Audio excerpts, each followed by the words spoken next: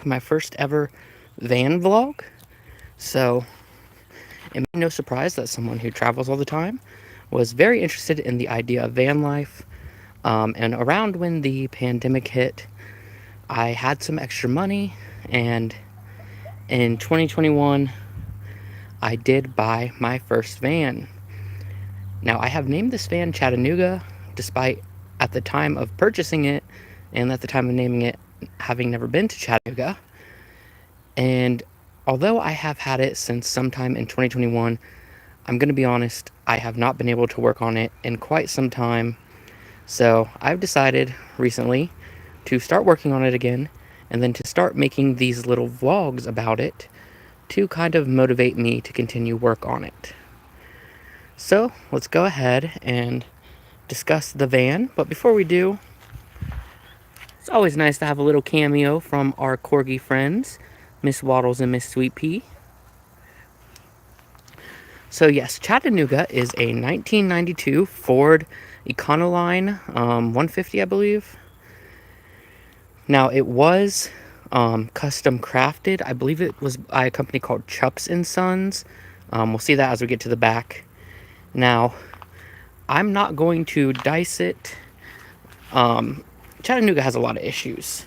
Had a lot of issues when I bought her, and was probably not the best purchase, but hey, made the purchase. It's been at least 2 years now, maybe 3.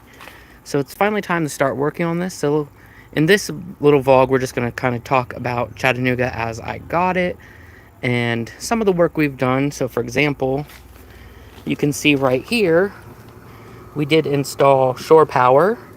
Now it's not true shore power like an RV. It does just plug in and allow it to have plugins on the inside. And you can see I currently have an air conditioner running in there right now because it is very hot out. So, take a look here around the outside. Now you can see we do have these windows, and even though this one is locked currently, they do have the little screens, and you can even move the screens to the side. So, in fact, I should probably move the glass a bit since, there we go. Now, I bought this in Rutland, Ohio, which is extremely close to West Virginia. And in fact, the Meigs County Courthouse, where I had to get my title from, is pretty much right on the Ohio River. So despite all the issues that it does have, I did drive it from basically West Virginia to Central Ohio just fine. You can see that there is some rust on the outside. The paint is in bad shape. Some of the emblems have fallen off. You can actually see here's the Chups and Sons conversions from Elkhart, Indiana.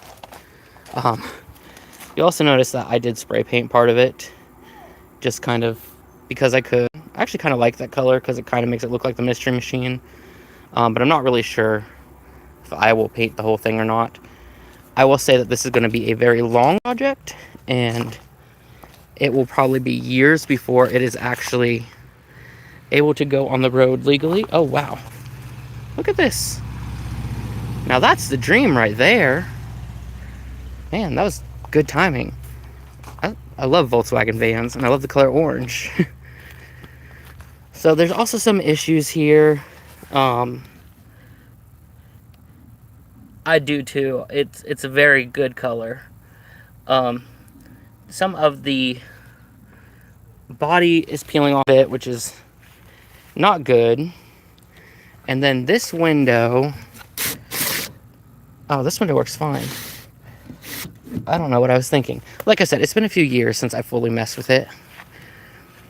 Now we're going to take a look on the inside. So I will say I have removed a lot of stuff from it. I have a lot of things that I already have ready for it. I just have removed them at the current time. Now, you'll notice that the doors and stuff do not have the paneling on them at the moment because the door cables need replaced. That is one of the many problems. That is actually a problem where Ford decided it would be good to make connectors out of plastic that went brittle over time. And so a ton of these vans from the early 90s to I believe the mid 2000s have that issue. So thankfully I'm not the only one with that issue. And I'm not going to go over all the issues today. I'm actually going to do that as a separate vlog. But here is the front seat area. We do currently have all the paneling off up here because me and my buddy Ethan, who you've probably seen in some videos, had to replace the ignition. This is actually kind of wild, but the people who owned this before me were using a knife to start the van. So, yeah. That was like the first thing that we fixed because that was stupid and ridiculous. It also cost like 20 bucks to fix and took us maybe an hour, so very weird that they didn't even attempt that. So here is the front area. Everything is a mess right now. Like I said, it's been a few years since I have appropriately done anything in here, and I am currently about to clean it out before I start again. Now, I do have an air conditioner in here just because, as you can imagine, this being a vehicle, it does get pretty warm in here, and it is extremely warm in Ohio. We also have this cool little ceiling fan that I got off Amazon Prime for a Prime Day deal for like 10 bucks. So that's really cool. The only issue is I hit my head on it sometimes. Now, there were 2 seats here. I did remove those because I wanted more space in general. However, I still need to remove the actual mounting part. We do have a hole there for a table. Again, everything is a mess. I am about to clean it up.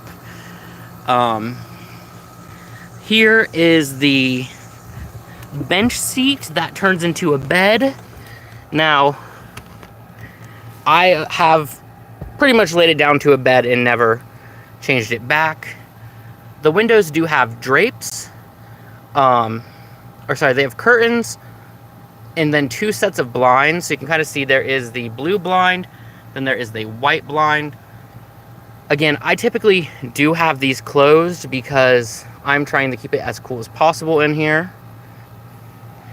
Now at the top in the front, you'll see we have some light controls. We do have 3 sets of lights here. Now, the thing about these is the light bulbs are something that I cannot find. I actually took it directly into an auto parts store and everything, and there are bulbs that are similar in size, but they do not fit. Now, we also have kind of like a little clothes rack over here on the side. I'm not the biggest fan of that, but it is already installed in the van, so I am going to keep it there. Plus, it's very good at holding this wire up. Now, we have, of course, the back doors. Unfortunately, these doors do not open at all right now.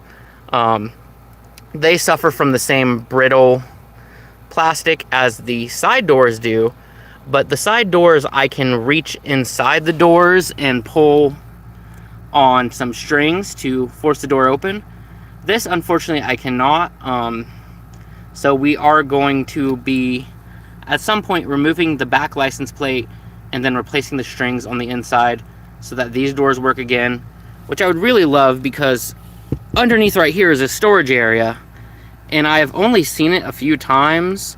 I know that this is a jack for the vehicle, but I do believe there was other stuff down there as well.